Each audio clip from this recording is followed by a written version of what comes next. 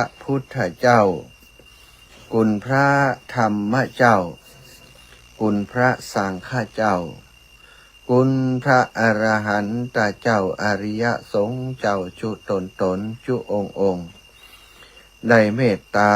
แผ่บารมีมาเป็นนวโลกุตตรธรรมปกเก่าเกษาปกห่มหักษาครูบาอาจารย์พระมหาเถระ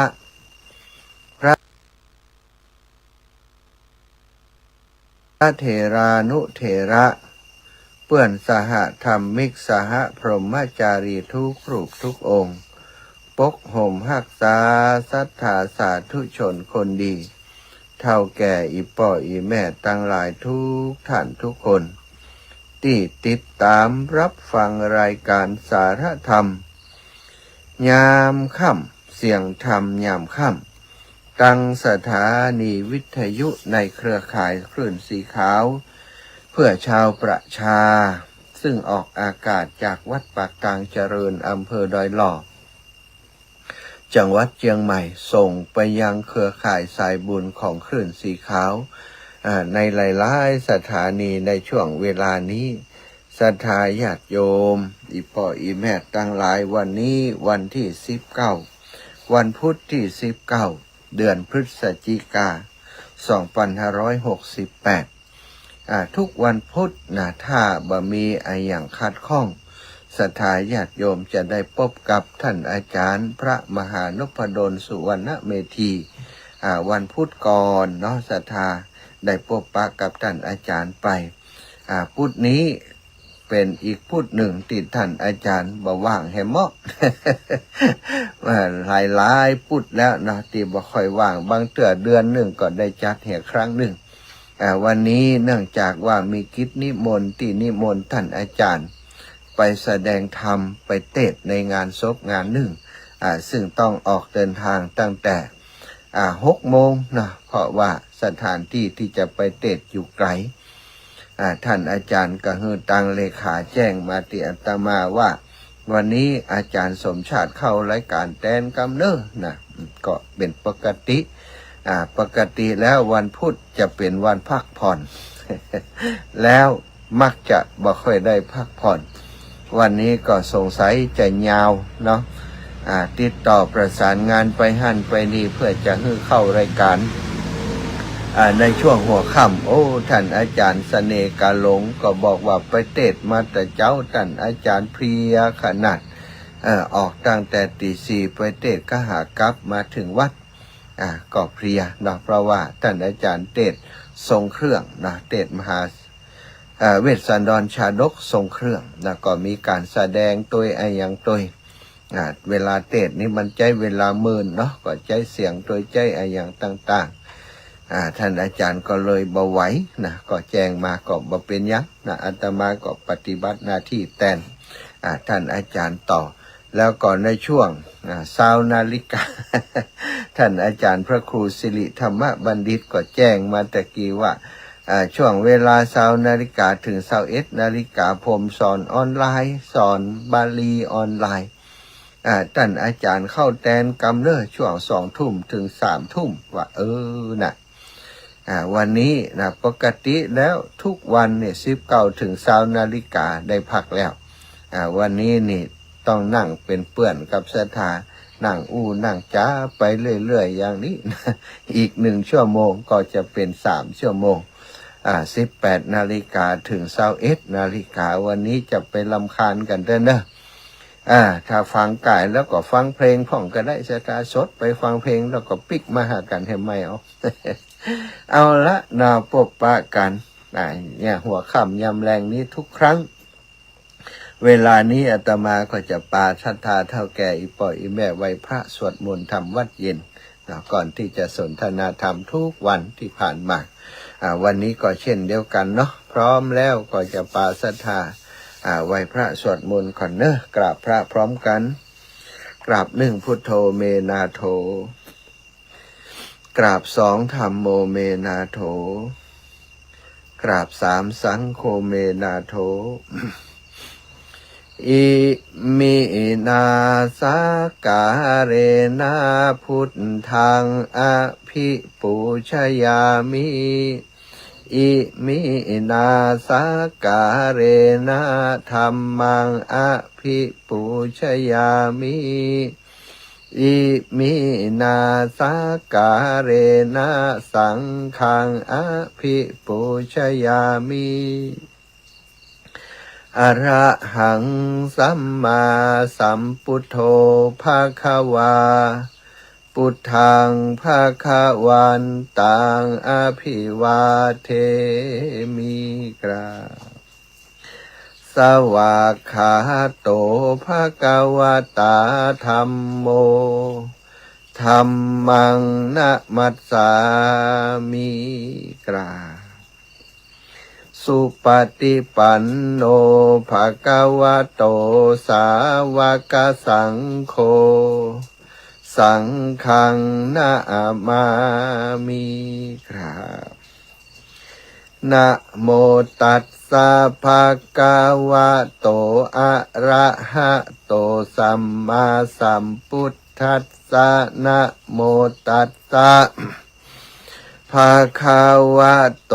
อะระหะโตสัมมาสัมพุทธัสสะนะโมตัสสะ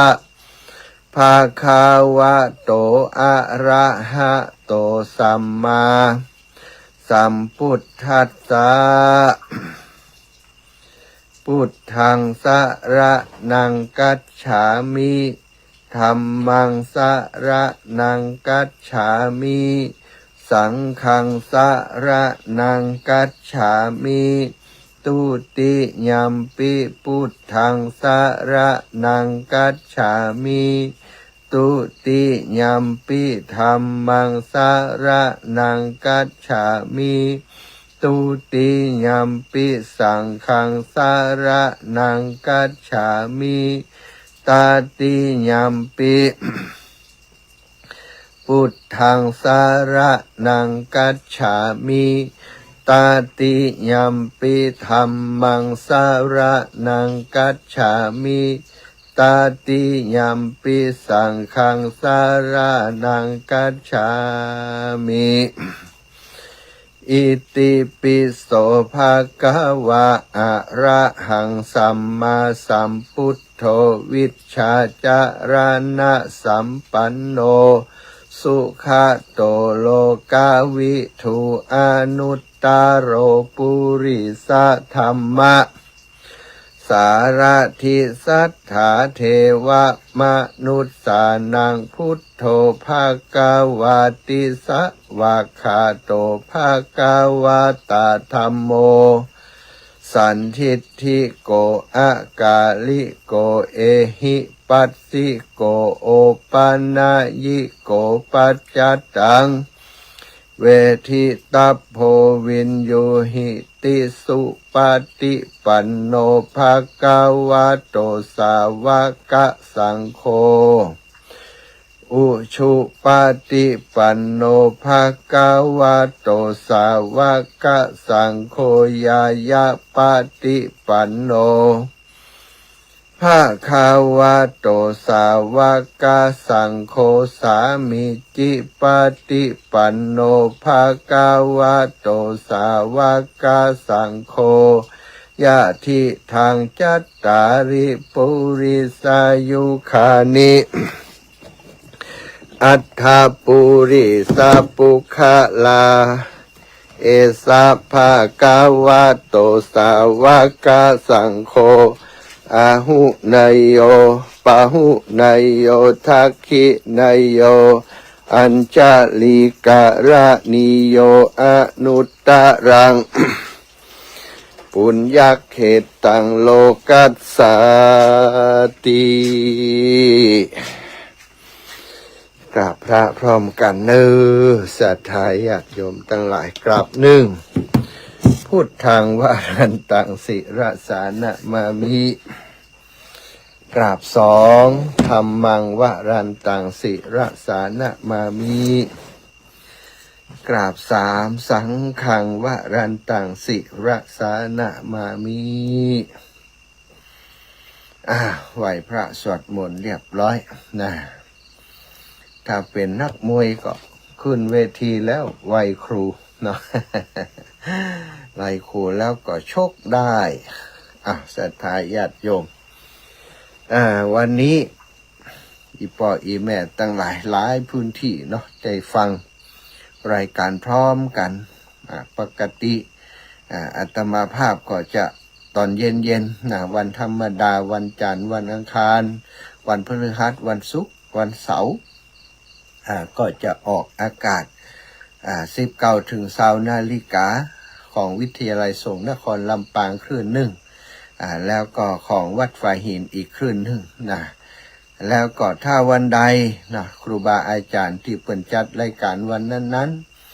เบาว่างเปิ่นก็มักจะเกาะที่ของอาตมาภาพไปออกตั้งคลื่นสีขาวตัวแต่วันนี้สำหรับทุกวันพุธท่านอาจารย์พระครูอภิวัฒนวิกรมได้เมตตามอบเวลามาให้กับพระสงฆ์เผยแผ่พระพุทธศาสนาจังหวัดลำปาง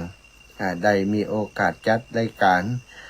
ส่งไปให้พี่น้องในพื้นที่ต่างจังหวัดต่างอำเภอหลายๆพื้นที่หลายๆคลื่นได้สดับรับฟังพร้อมกันส่วนใหญ่ก็จะเป็นท่านอาจารย์พระมหานพดลสุวรรณเมธีแล้วก็บางวันก็จะเป็นท่านอาจารย์พระครูสิริธรรมบัณฑิต19 ถึง 20 นาฬิกาแต่วันนี้ อาตมาภาพนะก็ได้มาเป็นมวยแตนครูบาอาจารย์อีกครั้งหนึ่งโดยภาระหน้าที่ของครูบาอาจารย์เนาะท่านก็มีงานหลายอย่างท่านอาจารย์พระมหานพดลนี้เป็นเจ้าคณะอำเภอวังเหนืองานก็เยอะเดี๋ยวก็ไปงานตึงงานการปกครองและก็งานบุญงานกุศลที่ต่างอำเภอวังเหนือเปิ่นนิมนต์ก็ต้องไปแล้วก็ท่านอาจารย์เป็นนักเทศน์นักบรรยายมีลูกศิษย์ลูกหาศรัทธาญาติโยมที่เคารพนับถือเริ่มใส่ศรัทธาเยอะเปิ่นก็มักจะนิมนต์เวลามีงานศพมีงานศพส่วนใหญ่ก็จะไปวันสำคัญวันสุดท้ายก็อย่างการเปิ่นก็จะนิมนต์ท่านอาจารย์ไปวันนี้ก็เช่นเดียวกันทราบจากน้องแอมพัชริยาฟองจันตาว่าท่านอาจารย์แจ้งมาอาตมาภาพเข้ารายการแต่เพราะว่าเปิ้นไปเทศในงานศพงานเนื่องบอกฮู้ที่ไปเทศที่ไหนเนาะก็ถือว่าวันนี้มาแต่งครูบาอาจารย์เนอะศรัทธาญาติโยมแล้วก็กระเดียวก็จะแต่งให้เหมาะนะแต่งพระครูสิริธรรมบัณฑิต20 นาฬิกาถึง 21 นาฬิกาไปคลื่นสีขาว28 29 สถานีแต่คณะนี้นี่มาถึงนะประมาณ10 กว่าสถานีที่รับสัญญาณในช่วงค่ำยามแรงนี้ก็กราบน้อมไว้สาครูบาอาจารย์พระมหาเถระทุกรูปทุกองค์ที่เข้ามารับฟังรายการตัวนะแล้วศรัทธาธรรมสวัสดีกับศรัทธาญาติโยมอีพ่ออีแม่ทั้งหลายที่หมุนคลื่นมารับฟังรายการอยู่ในขณะนี้ทุกคนทุกท่านอำนวยปอนให้ศรัทธาญาติโยมอยู่ดีมีสุขอายุมันขวัญยืนเด้อพบปะกันแล้วก็ต่อจากภาคแรก EP 1 EP 1ก็คือ18 นาฬิกาตะกี้ได้เรื่อง ได้จ๋านะเรื่องของการ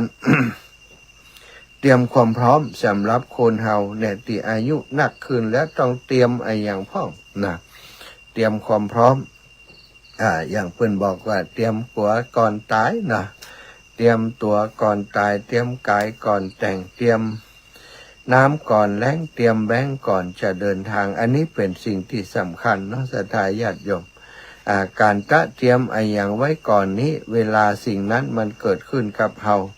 ก็สามารถดำเนินการสามารถจัดการได้ทันท่วงทีบ่มีปัญหาแต่ว่าถ้าเฮาบัดได้เตรียมการอย่างไว้ก่อนพอเหตุการณ์ประเหมาะเคราะห์ดีเกิดขึ้นกับเฮาก็ตั้งตัวบัดตันตั้งตัวบัดตันอันนั้นอันนี้เกิดขึ้นแล้วเฮายังเตรียมตัวบ่พร้อมแต่ก็เดือดร้อนกระวนกระวายเหมือนกับนักมวยเวลาเปิ้นจะต่อยเวลาเปิ้นจะตีเวลาเปิ้นจะชกสถานชกกัน5 ยก ชกกัน5 ยกแต่เตรียมตัวนี่เป็น100-200 ยกนะ100-200 ยกตีชกเนี่ยซ้อม หลายร้อยยกเพื่อจะให้ร่างกายมันอยู่ตัวนักมวยที่จะตีเปื่อนกูต่อสู้ที่จะตีนั้นถนัดซ้ายถนัดขวาเป็นมักจะมีการนอกกูต่อสู้อย่างนี้อย่างใดคนที่จะเป็นนักมวยก็ต้องเตรียมต้องเตรียมตัวเตรียมตัวเพื่อจะต่อสู้ก็หากู้ต่อสู้หากู้ซ้อมกู้ที่จะออกนวมด้วยกันนั้นออกนวมด้วยกันนั้นต้องมีความถนัดสมมุติว่าจะเจอกับมวยถนัดซ้ายต้องไปหาคนที่เปิ้นเป็นนักมวยในค่ายของเฮาที่ถนัดซ้ายคนถนัดซ้ายตีอย่างใดอย่างนี้ฝึกสู้กับคนนั้นซ้อมหลายๆยกออกกำลังกายวิ่งทุกวันสม่ำเสมอซ้อมเพื่อจะให้ร่างกายอยู่ตัวเวลาขึ้นชกบนเวทีคณะที่ ขึ้นชกบนเวทีก็เกิดความมั่นใจ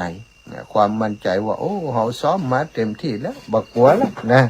ไอ้ยังจะเกิดขึ้นบักกลัวเพราะมั่นใจในตัวเองมั่นใจในกำลังวังชาของตัวเองเวลาขึ้นชกเวลาขึ้นต่อยขึ้นตีจริงๆมันก็จะมีความพร้อมแล้วก็ดีบดีก็คือ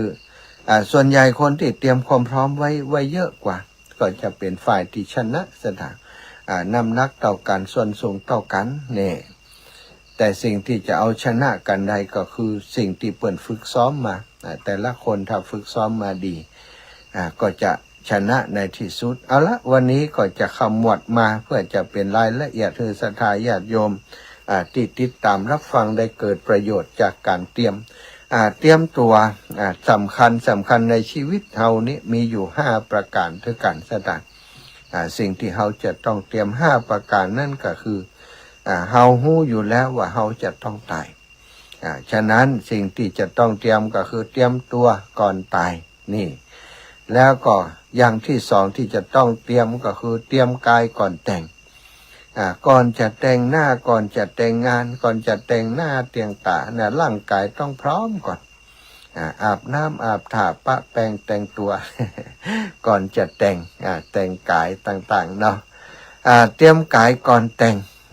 ก่อนจะแต่งหน้าก็เตรียมร่างกายให้พร้อมก่อนหรือว่าจะแต่งงานร่างกายจิตใจต้องพร้อมเตรียมกายก่อนแต่งอย่างที่3เตรียมน้ำก่อนแล้งอย่างที่4เตรียมแบงก์ก่อนจะเดินทางอย่างที่5เตรียมใจก่อนที่จะสู้เนาะสถานเตรียมตัวก่อนตายเพราะเหตุใดจึงต้องเตรียมตัวก่อนตายก็เพราะว่าชีวิตของคนเฮาใช่ว่าจะจบลงแค่ตายเท่านั้น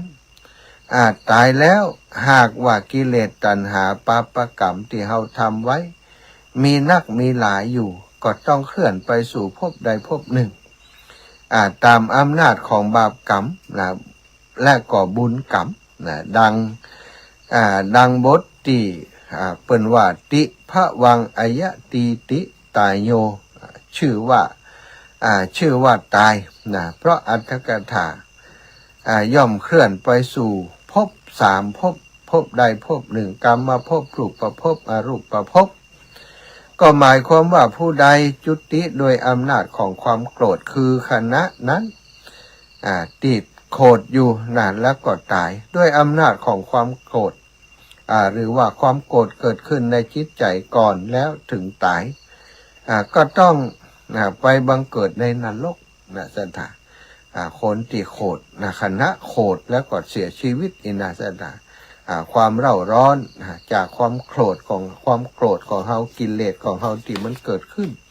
ก็จะนำพาเฮาไปสู่นรกถ้าจุติโดยอำนาจของโลภะเป็นเหตุเมื่อจุติแล้วก็ต้องไปเกิดเป็นเปรตความโลภความหิวกระหายบ่ฮู้จักพอนี่ตายไปแล้วจะต้องไปเป็นเปรตเป็นอสุรกายถ้าจุติโดยอำนาจของความหลงจุติแล้วก็ต้องไปเกิดเป็นสัตว์เดรัจฉานความโกรธนี่ลงนรกสถานความโลภนี่ไปเป็นเปรตความหลงไปเป็นสัตว์เดรัจฉานสัตว์เดรัจฉานนี่จะเพราะมีความหลงเกิดขึ้นขณะที่จิต ออกจากร่างหรือว่าก่อนจะตายนั่นเองถ้าจุติเพราะระลึกถึงศีลห้าประการหรือว่ามนุษยธรรม ที่ตนเองสั่งสมอบรมมาที่เคยประพฤติปฏิบัติมาเมื่อจุติแล้วก็ไปบังเกิดเป็นมนุษย์ในมนุษยภูมิถ้าเฮารักษาศีลนะรักษาศีลห้าอบรมตนประพฤติปฏิบัติตนดีมีมนุษยธรรมมีจิตอันเป็นเมตตามีเมตตามีกรุณามีพรหมวิหารธรรมเป็นเครื่องอยู่แน่นอนว่าเมื่อละจากกายนี้นะคือตายไปแล้วก็ย่อมเกิดในมนุษยภูมิถ้าจุติโดยอำนาจกามาวจรคือระลึกถึงบุญกุศลที่ตนได้สร้างได้สมอบรมมาเป็นต้นว่าทานได้หือทานได้รักษาศีลได้ไหว้พระสวดมนต์ทำวัดเจริญสมถภาวนาวิปัสสนาภาวนาแต่ยังบัดได้ฌานยังบัดได้บรรลุอริยมรรคอริยผลถ้าจุติเพราะจิตเป็นกามาวจรกุศลอย่างนี้จุติแล้วไปบังเกิดในเทวโลกไปบังเกิดในชะกามาวจรสวรรค์สวรรค์6ชั้นเนี่ยสัทธา ถ้าจุติโดยอำนาจอริยมรรคอริยผลอันสูงสุดอันนี้ก็เข้าสู่นิพพานอริยมรรคอริยผลมรรคมีองค์8อริยมรรคผู้ที่บรรลุมรรคบรรลุผลโสดาปฏิผลโสดาปฏิมรรคโสดาปฏิผลอันสกทาคามิมรรคสกทาคามิผลอนาคามิมรรคอนาคามิผลอรหัตตมรรคอรหัตตผลอันนี้ก็จะไปนิพพานอย่างเดียวเนี่ยคือจุติของมนุษย์เราถ้าขี้โคตรน่ะไปนรก ไฟขี้โคตรไฟขี้โคตรคณะจะตายอยู่แล้วโคตรนี่นะจะถามหรือว่าโคตรก่อนตายโคตรก่อนตายโคตรเกลียดกันคณะที่มีความโคตรนั้นได้ทำลายอย่างเข้าของกันได้ชกได้ต่อยกันโดยอำนาจของความโคตรนั้นที่เฮาโคตรก็จะพาจิตของเฮาไปสู่นรกภูมิส่วนจิตใจที่โลภโมโลสานโทสันโลภเอาของตั้นอยู่เป็นประจำสัทธาเมื่อละกายนี้ไปก็จะไปเป็นเปรตหิวอยู่ตลอดเวลาปากเต่าหูเข็มสูงเต่าลำตาล ขี้ปุ่มก็ใหญ่ กินต่อใดก็บ่อิ่มสักเดือส่วนถ้าเฮามีความหลงบ่มีสติปัญญามีความหลงมัวเมาอยู่ตลอดบ่มีสติบ่มีปัญญาบ่ใจสมาธิอันนี้ก็จะไปเกิดเป็นสัตว์เดรัจฉานสัตว์เดรัจฉานสัตว์4 เท้าก็ดี2 เท้าก็ดีมีตีนก็ดีบ่มีตีนก็ดีเกิดจากผู้ติดตกอยู่ในอำนาจของความหลงขณะที่ทำกาละต่อจากนั้นถ้าคนที่เปิ่นมีศีลมีธรรม ระลึกถึงศีลที่ตนเองปฏิบัติสัทธาก็จะไปเกิดบนสวรรค์ถ้าจุติโดยอำนาจกามาวจรกุศล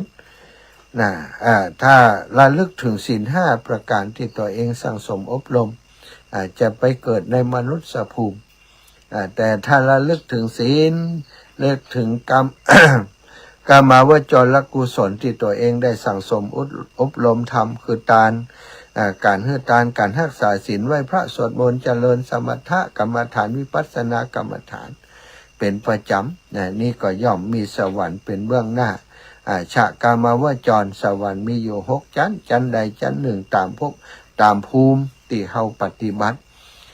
ส่วนสูงกว่านั้นก็คือการปฏิบัติที่เจริญมรรคมีองค์8คือบริบูรณ์จนได้หันน้ำธรรมคำสอนของพระพุทธเจ้าโดยสติปัญญาของตัวเองนั้นก็จะมีนิพพานนิพพานังปรมังสุขัง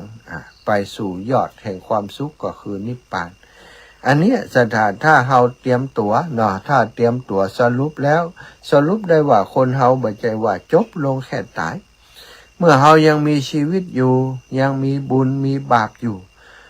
บุญบาปนั้นแหละที่จะพาเฮาไปสู่ภพภูมิใดภพภูมิหนึ่งตามบุญกรรมที่เฮาได้สร้างสมอบรมไว้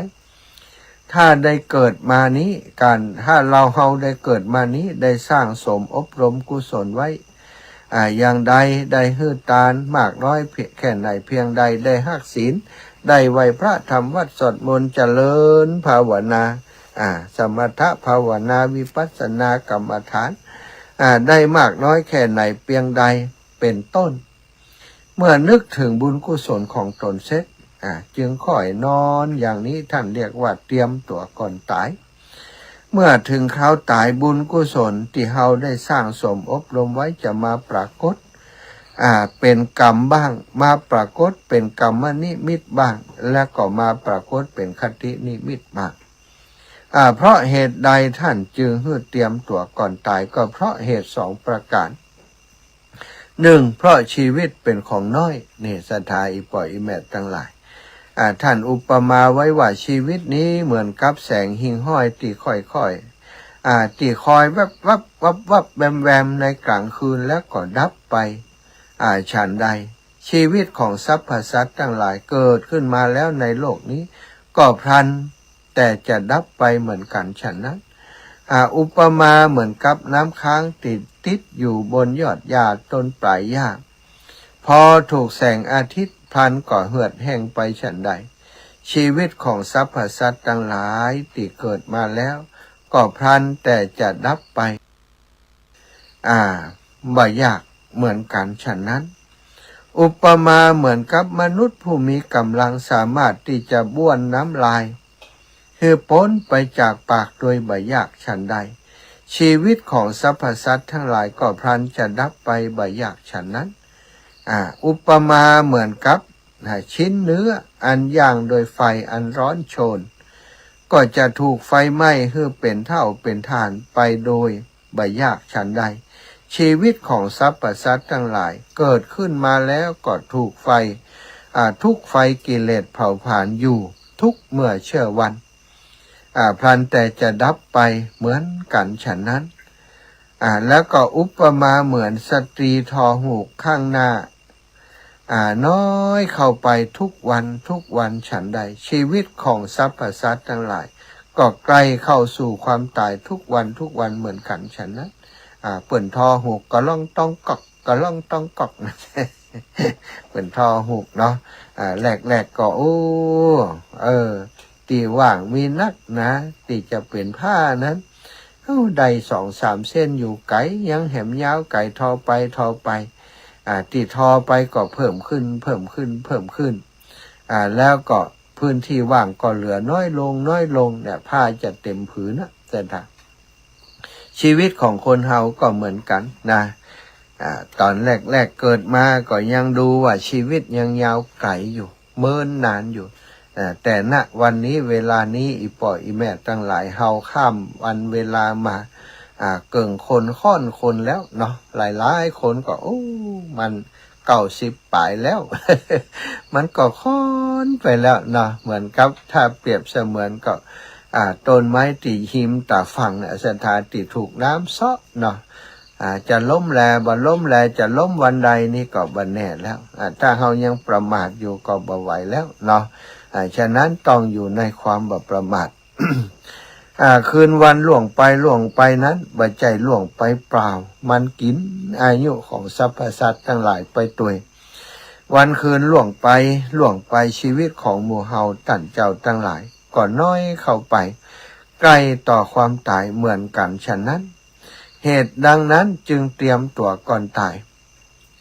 อันหนึ่งความตายนั้นบ่ยกเว้นว่าเป็นพระมหากษัตริย์สมณะชีพราหมณ์เกิดขึ้นมาแล้วล้วนแต่ก็จะต้องถึงความตายด้วยกันทั้งนั้นดังที่พระพุทธองค์ทรงเปี่ยมไปโดยพระมหากรุณาธิคุณเอ็นดูปราณีสัตว์ทั้งหลาย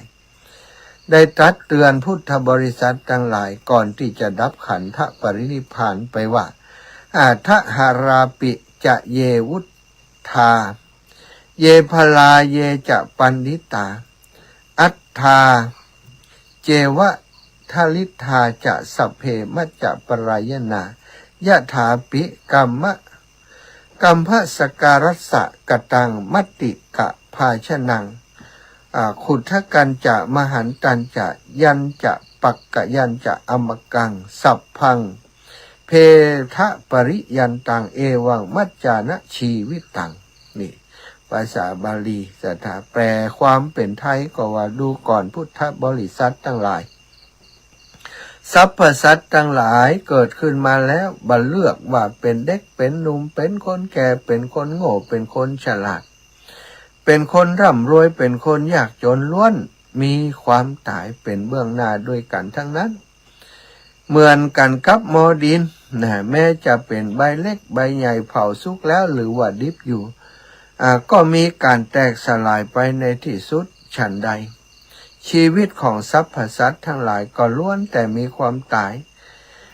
กันทั้งนั้นบัดช้าเฮาตถาคตก็จะจากพวกท่านไปอันนี้เป็นพระดำรัสของพระพุทธเจ้าที่เตือนพุทธบริษัทมีมาในมหาปรินิพพานสูตรทีฆนิกายมหาวรรคอันนี้ก็แสดงให้เห็นว่าชีวิตของสรรพสัตว์ทั้งหลายนั้นเป็นของน้อยเมื่อเกิดขึ้นมาแล้วก็พลันจะดับไปเนี่ยสถาญาติโยมเพราะชีวิตบัดได้จบลงเพียงแต่ตายเท่านั้นเมื่อเฮาตายไปแล้วบาปบุญยังมีอยู่ยังจะต้องใดไปเที่ยวในห้วงมหันตภพสงสารดังที่พุทธองค์ตรัสไว้ว่าผู้ที่มีโทสะมากมีโทสะจริตมีโทสะเป็นเจ้าเรือนเมื่อจุติจากอัตภาพนี้ไปแล้วก็ไปบังเกิดในนรกผู้ที่มีโลภะมีจิตเต็มไปด้วยความโลภเมื่อจุติจากอัตภาพนี้แล้วก็จะไปบังเกิดเป็นเปรตเป็นอสุรกายทั้งหลายผู้ที่มีโมหะมากมีดวงตาคือปัญญาอันมืดบอดบ่ฮู้สัจธรรมบ่ฮู้อันอย่างดีบ่ฮู้อันอย่างชั่วบ่ฮู้จักผิดชอบชั่วดีบ่ฮู้บาปบุญคุณโทษประโยชน์และบ่ใช่ประโยชน์เป็นต้นเมื่อจุติจากอัตภาพนี้แล้วไปก็จะไปบังเกิดเป็นสัตว์เดรัจฉานสถานผู้ที่ทรงคุณธรรมมีศีล5ประการและมีมนุษยธรรมได้บำเพ็ญธรรมเหล่านี้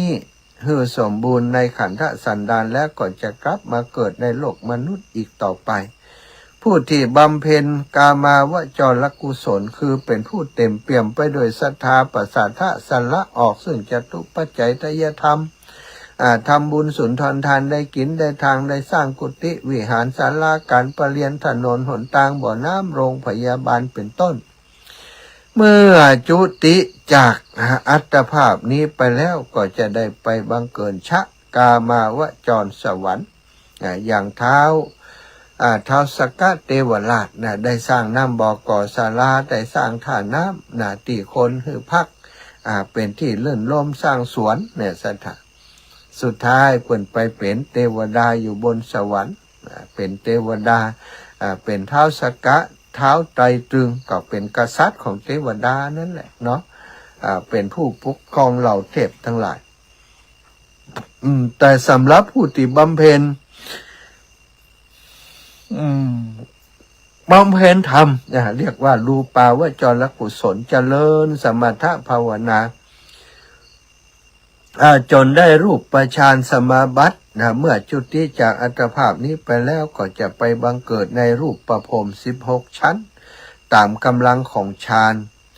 ผู้ที่บำเพ็ญอรูปาวจรกุศลจนได้สำเร็จอรูปฌานสมาบัติเมื่อจุติจากอัตภาพนี้ไปแล้วก็จะไปบังเกิดในอรูปภพสำหรับท่านที่เจริญวิปัสสนากรรมฐานจนได้บรรลุเป็นพระอรหันต์เมื่อจุติจากอัตภาพนี้แล้วก็เข้าสู่นิพพาน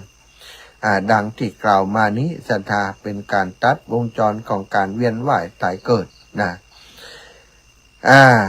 พวกท่านทั้งหลายผู้เฮาทั้งหลายมีพุทธดำรัสยังตัดต่อไปโดยเหตุนั้นพวกเธอทั้งหลายจงปฏิบัติดังนี้อัปปมัตตาอย่าปากันประมาทสติมันโตจงมีสติสุศีละวันโตจงรักษาศีลให้ดีสุสมาหิตะสังกัปปะจงตั้งใจไว้ให้ถูกทางสัจจิตะมนุรักขทะจงตามรักษาตัวให้ดีนี่สัทธา ผู้ใดอยู่ด้วยอุบายอันไม่ประมาทดังกล่าวมานี้ผู้นั้นมีหวังจะได้บรรลุอริยมรรคอริยผลตัดกิเลสขาดจากขันธสันดานของตนบ่เวียนว่ายตายเกิดในมหานพพบสงสารอีกต่อไปสถานท่านเจ้าทั้งหลายวันหนึ่งมี24 ชั่วโมงเฮาแบ่งเป็นสัก3 ส่วนคือเฮาใจเป็นเวลาทำการทำงานเพื่อจะแหวงหาทรัพย์สมบัติเลี้ยงตัวและครอบครัวของตัวสัก10 ชั่วโมงเหลือเวลาพักผ่อนนอนแหมสัก8 ชั่วโมงเหลือเวลาแหม6 ชั่วโมง6 ชั่วโมงนี้เฮาใช้เป็นเวลาอาบน้ำชำระร่างกายรับประทานอาหารคุยกับลูกกับหลานกับญาติมิตรที่ไปมาหาสู่อ่านหนังสือเสีย5 ชั่วโมงยังเหลืออีก1 ชั่วโมงเวลา1 ชั่วโมงนี้เฮาเอาเป็นเวลาของเฮาฮื้อได้ก่อนนอนสัก30 นาทีโดยที่เฮามานึกถึงบุญกุศลที่ได้บำเพ็ญมาแล้วเฮาว่าเฮาเกิดมาถึงป่านนี้เฮาได้ฮื้อตานมากน้อยแค่ไหนเพียงใดได้รักษาศีล5 ประการนี้เฮารักษาได้กี่ข้อมากน้อยแค่ไหนเพียงใด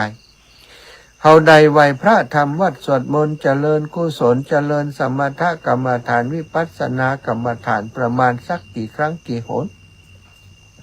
เฮานึกถึงบุญกุศลของเฮาเสียก่อนจึงจะก่อยไหวพระสวดมนต์เจริญภาวนาโดยบริกรรมตามที่เฮากึศศรัทธาตามที่เปิ้นครูบาอาจารย์เปิ้นสอนบริกรรมว่าพุทโธก็ได้พุทโธพุทโธก็ได้หรือว่าสัมมาอรหังหรือว่าบางคนก็ยุบหนอพองหนอยุบหนอพองหนออันนี้ก็เป็นบุญเป็นกุศลสัก30 นาทีก่อนนอนเมื่อเฮาท่านทั้งหลายปากันประพฤติปฏิบัติอย่างนี้ถึงคราวตายบุญกุศลทั้งหลายทั้งปวงนั้นสามารถที่จะเป็นที่เปื้องของตนได้คือเวลาเฮาจุติจากอัตภาพนี้สถาคณะเฮากำลังใกล้จะดับจิตนั้นบุญกุศลทั้งหลายที่เฮาทำไว้แล้วก็จะมาปรากฏเป็นกรรมนิมิตเป็นคตินิมิตเช่น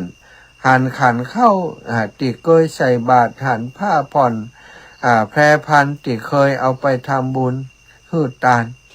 หันกองมหากฐินกองพระป่าสามัคคีหันกอง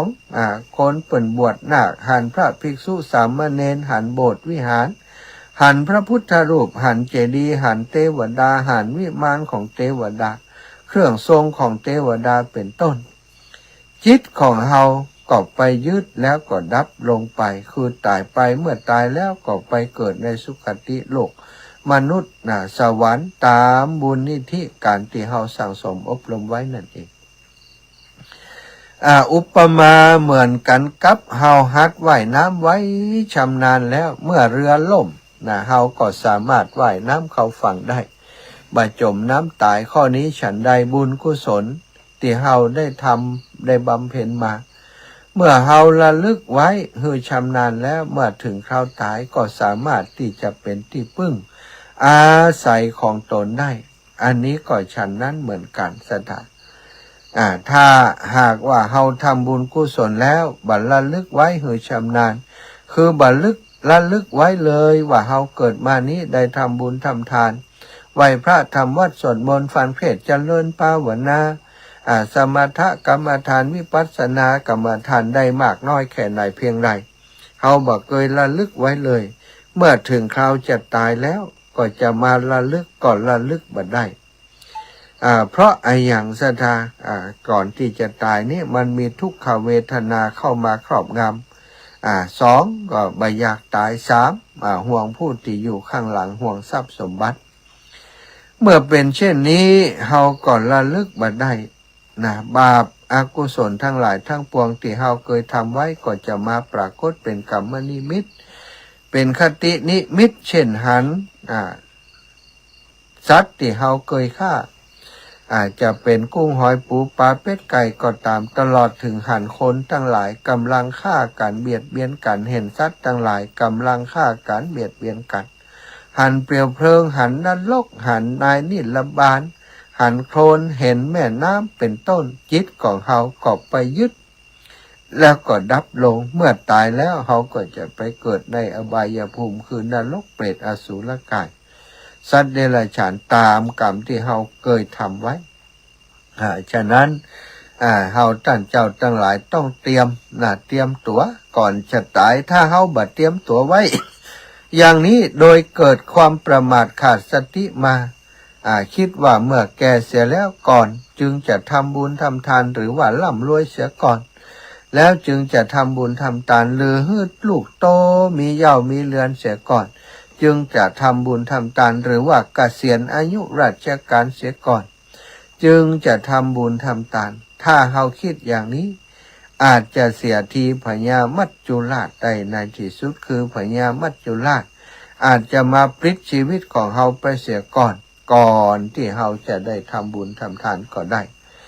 ศรัทธาญาติโยมฉะนั้นเฮาจะต้องหีบเตรียมตัวเตรียมความพร้อมไว้ในขณะที่ยังบาแปลงแห่งมียังมีชีวิตอยู่ถ้าบาอ่านแล้วสุดท้ายก็จะสายเกินไปเอาละได้ได้จากกันมาพอสมควรแก่เวลา19:48แล้วจะปันเวลาเฮือศรัทธาติดตกค้างบ่ได้โทรสักกรรมแต่จำล่ำตะกี้โทรมาช่วงเวลานี้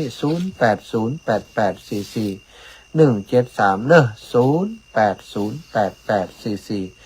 0808844173เบอร์นี้เบอร์เดียวเบอร์อื่นไม่รับ มีเบอร์เดียวเนาะที่ให้ศรัทธาโทรเข้ามา08088441730808844173จะเลินปอนแม่นิเวศยามศักดิ์เจ้ากับนมัสการเจ้าฝนตกหนาวเนาะหนาวแม่ขออนุโมทนาบุญตัวเนอร์ค่ำคืนนี้เจ้าแม่อย่างพระมหาวาทก่อนนั้นนะว่าเตรียมตัวก่อนตายเตรียมกายก่อนแต่งเตรียมน้ำไว้ก่อนแล้งเตรียมแบงค์ไว้ก่อนออกเดินทางเนาะเจ้าแม่สาธุเด้อเจ้าเป็นกำลังใจให้เจ้าสาธุเจ้าแม่บัวลอยสายเดียวเจ้าไว้สาจานสายเขียวสายอย่างก็ได้เจ้าอันนี้ที่แม่จะถามว่า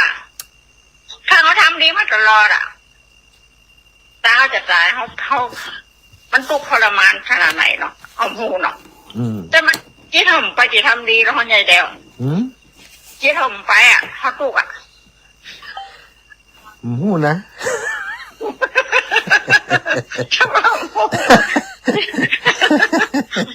สมมติว่าเขาจะตายแล้วทุกข์ขนาดนั้นนี่เนาะอันนี้ทุกข์แค่เนาะแล้วก็คิดเดี๋ยวทำดีมาตลอดชีวิตของเขาเขาจะได้ไปก็เนี่ยมันเขาก็ต้องนึกถึงความดีนะกะไอเวทนาที่มันเกิดนั่นมันก็เป็นเวทนาความเจ็บปวดถ้าคนที่มีการฝึกฝนอยู่ตลอดเวลามีกรรมฐานมีสติอยู่ตลอดเวลาอย่างมูอีแม่เขานี่มีปัญหาเพราะว่ามีการฝึกฝนมาตลอดเนาะพิจารณาความเจ็บปวดสามารถแยกได้แต่คนที่เปิ่นบ่ได้เตรียมตัวเปิ่นได้ทำบุญนั่นน่ะแม่ติมีปัญหานะอย่างเฮานี่ทำบุญประจำมันจะนึกถึงบุญกุศลนะแล้วมันก็จะไปแบบอันคนมีสติแต่ถ้าคนที่มันมีบุญมีกุศลได้สร้างอย่างไว้เนี่ยมันจะทุรนทุรายมันจะวุ่นวายดาวืดอันนี้ถามเพื่อคนอื่นนี่ฮะเขากระหันประจานแล้วตายมาหลายคน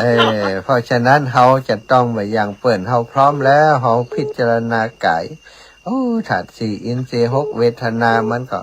ถ้าหู้จักมันแล้วมันเจ็บปวดอย่างเขาเป็นอย่างกุเตือเนี่ยถ้าจิตใจเขาแข็งกว่าความเจ็บปวดก็แย่อย่างเขามันได้เจ็บก็เจ็บน่ะเป็นลักษณะอย่างนั้น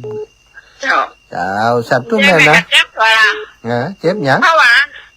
หมอกับจะแปดจะนัดเนี่ยมันจะแปดจะนอนโรงพยาบาลนะ อืมอยู่กับมัน เจ้านั่น บอ น่ะ กบอกมันเหียไปก็ไปทุกการ เจ้าเจ้าบอกกันเจ้า เตรียม จะไปกับไปเถอะ ไปก็ไปเนาะ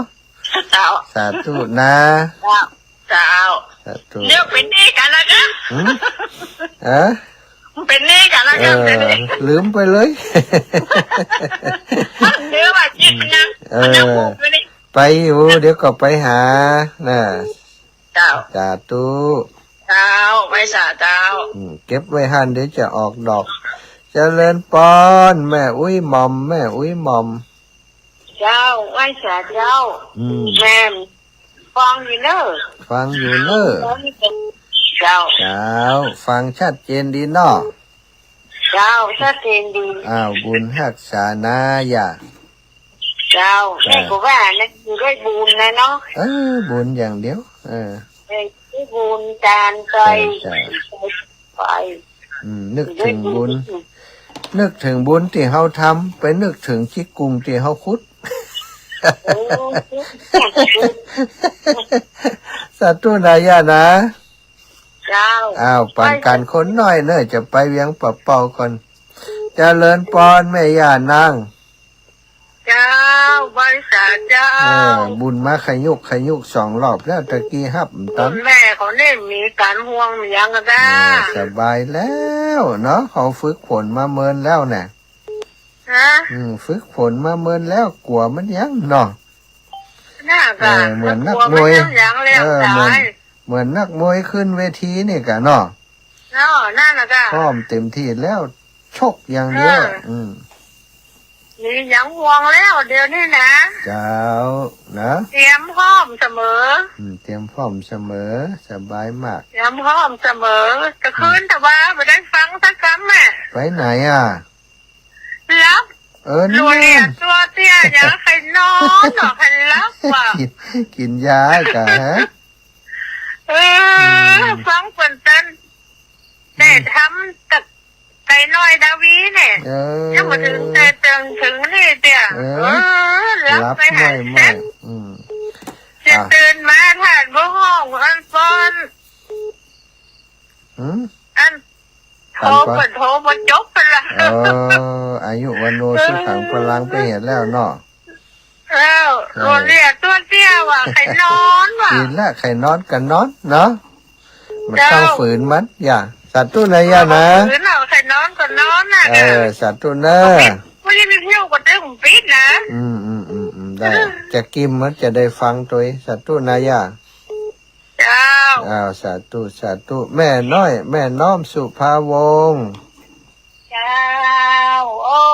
ก็ได้เงินโทรว่าถ้าลูกมันก่อนฉันไม่บัวลอยก็โทรแบบยากอีกต้นฟองถึงวัน กาแม่บัวลอยบ้านอย่างก็ มันจะลูกมันก่อนเจ้าไปโรงเรียนผู้สูงอายุ ดูเนาะ เจ้ามันฟังมันว่ามันน้องมันดูกันแท้ขอบคุณนะแม่บัวลอยวันหน้าไปปุ้นปักกันเนาะแต่ก่อนแม่บัวลอยเพิ่งขายหลับป่านะ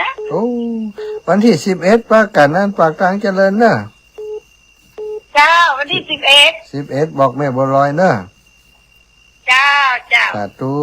แม่แฟนฟันปลอมมาอีกแล้วนมัสการครับแฟนฟันปลอม โอ้วันนี้เหมาเลยครับเนาะเหมาเข่งยกเหมาเลยเนาะยกเข่งดีมากเลยครับได้บุญนักขนาดนี้ครับยกเข่งเลยวันนี้ยกเข่งขายยกเข่งเลยก็เดี๋ยวได้เงินเดือนนักขนาดเลยครับเนาะเดือนได้นักขนาดเลยครับเดือนนี่ถ้าจะได้หลายอยู่เนาะได้หลายขนาดเนาะโอ้เงินเดือนเลยเนาะชั่วโมง500นี่ได้หลายสาธุครับนมัสการครับแฟนฟันแท้จะเลินป้อน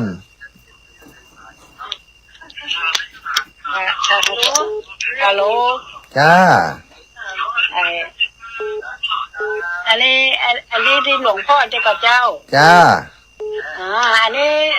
ของแจ้ของแม่นี่โทรมาใหม่เนอะเป็นคนใหม่น่ะนะ ลูกไหนมาบ้านหยัง ลูกค้าบ้านหัวแต้หมู่ที่2เจ้า หัวแต่แม่หยังนี่ แม่สมจิตมาริทาเจ้า ก็ขาแม่สมจิตมาริพา แม่ฟังอยู่ทุกวันแต่ไม่ได้โทรมา ถึงทุกวันนะทำวัดเลยทุกวันนะ โอ้ขอบคุณนี่แม่อยู่ตาหือ อายุได้74แล้วเจ้า โอ้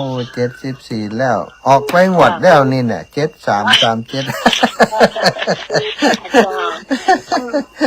แม่ฟังทุกวัน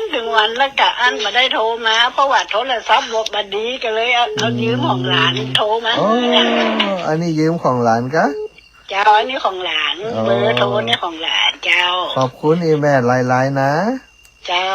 ถ้าจะได้จะแม่จะโทรไปทางเนอ สาธุบุญรักษาเจ้าได้เลยได้เลย เจ้าขอบคุณเจ้า แม่สมจิตนะแม่ลิพาอยู่74 ปีบ้านหัวแต่เกาะคาเต้าหลายแหลกของหัวแต่เนอะสถาใกล้จะหมดหมดเวลาแล้ว19:58จบข่าวเนอะ ส่วนจบข่าวแล้วแม่พวงทองมาแหมอยู่เจริญปอนแม่พวงทองมหาวงศ์ น้องไว้สารเจ้า หนาวก็ หนาวก้านี่ซุปวังอุ่นชุโรนี่ คุณโต๊ะนั่งซ้ำเนาะ ตอนค่ำนี่ห่มผ้าแม่ในการนี่ผ้าแม่ป้าคือวันนั้นเนี่ย เจ้าอันยายไม้ยายไม้ถามว่าถ้าน่ะเป็นเอาไปถวายได้ก็เจ้าก็ลืมเลยว่าถวายเนี่ยที่ผ้าที่สุดจักนั่นน่ะ เจ้า อาจารย์นนท์เนี่ย จ้านพดลสุวรรณเมธี